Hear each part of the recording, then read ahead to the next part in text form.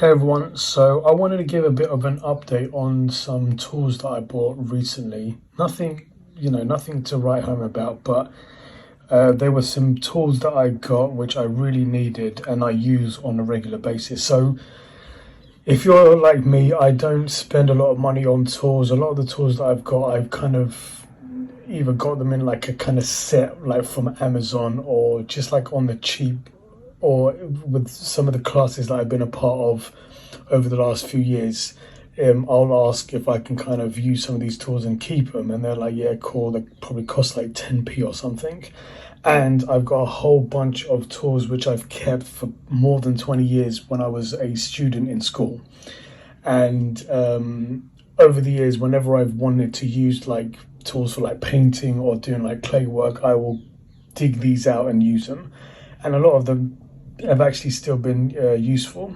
So, but anyway, I got some tools recently, so I just wanted to go through what they are. So obviously this one is a sharp, pointy thing, which you can just use to make holes in clay.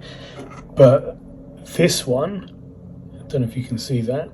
This one is a really useful tool to kind of score the clay, where you can add the slip to join pieces. And obviously from the kind of videos that I do, you can see that a lot of, because I do a lot of hand building, that tool is really useful, so I'm happy about that. I'll insert a clip on what I'm talking about, and where I can kind of use that to just kind of score the clay, put slip on it, and then you join pieces together. So I'm happy about having that tool, because at the moment I use this. Basically, I use that tool for scoring the sides, as you can see from the video that I'm going to overlay on this. So I'll score the sides with that, and then I'll be able to attach pieces. And obviously, because these tools that I got, I probably spent about £7. They kind of came in the set, so I got that, which I use pretty regularly, and then I use that one. And this tool, which is, I guess, a bit useful for kind of some of the straighter edges, even though I normally use that or that side of the tool to use it. And I've already got these two, but I actually got these set of tools initially because the one that I've got of this already, this part of it is not sharp, has gone really blunt. So if there was a large area that I needed to use this serrated edge for, I can't, because it's blunt and it's a bit useless. So that's why I kind of got these set. Now, moving on to these tools, this, oh my God, I am really happy about these tools. Apologies, but these tools are super.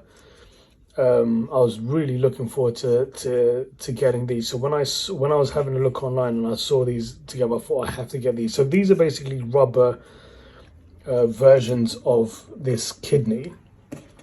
And that's what that's how we usually refer to them. We refer to them as kidneys, but they're flexible. So when you're kind of shaping the sides and straightening them out, you can kind of, it's a lot more flexible to use and easier to use.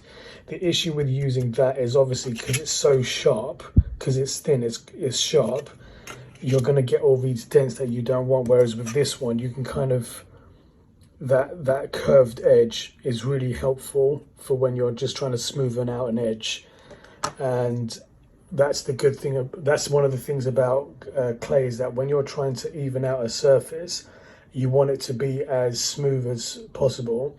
I don't know if you've ever worked with plastering a wall, but at the end of it, they have a coat which they call a polish coat, which is when what you do is that you take the trowel and you just score it across the wall like that. But you can't really do it with that because, like I said, it's got the sharper edges, so it's not really going to help. But with this, you can have that kind of polished effect when you're just literally going over the clay like that. And in a way, it kind of seals in and smoothens out the edge, so that when you take it out of the kiln, when you put it in, it's got a lot more of a refined, smooth finish, and that's what you kind of want. So I'm really, you know what I mean? I'm really happy about these tools, different sizes. So there you go.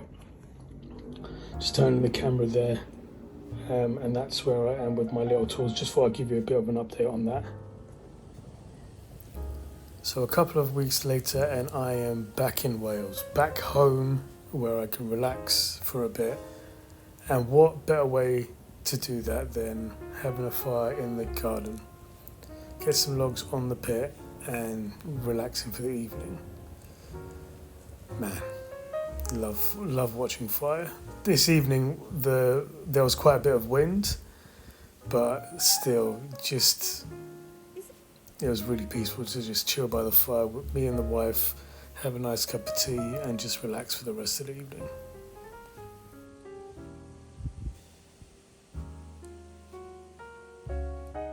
So before I end this video, I just wanted to show you something. You see that? So that is basically a sculpture which I made a few years ago. I love it. Let's get a different angle on that. And that came, forgive the mess, that came from an idea that I drew out here.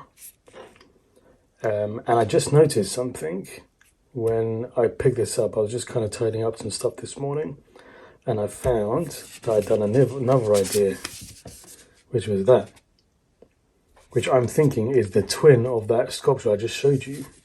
So I think that might be one of my next projects. Exciting.